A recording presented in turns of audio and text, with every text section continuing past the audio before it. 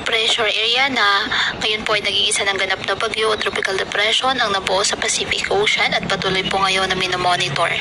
Sa ngayon hindi ito nakikitang papasok ng ating par at posibleng tawirin ang Northern Mariana Islands sa susunod na linggo at inaasahang lalakas din ito bilang isang typhoon category habang papaliis ng bansa.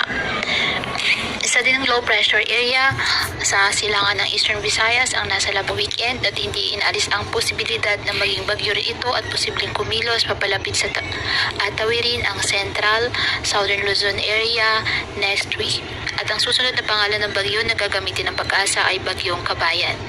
Patuloy naman kumikilos papalayo ng bansa ang bagyong Koino na dati pong si Bagyong Jenny na nagbabadyang ng mga manalasa sa Hainan Province sa Southern China sa mga susunod pong mga araw. Ngayong araw, ang Metro Manila at nalalabing bahagi ng bansa, bahagyang maulap hanggang sa maulap na kalangitan with isolated rain showers or thunderstorms dahil po sa habagat at localized thunderstorms. Kaya pinapayuhan ng ating mga kababayan na maging maingat po sa mga posibilidad ng pagbaha at pagguho ng lupa, lalo na po kapag may malalakas na ulan at ugalihin na magdala palagi ng payong o kahit ano banangga sa ulan o kahit naman sa init ng araw kapag lalabas po ng ating mga tahanan.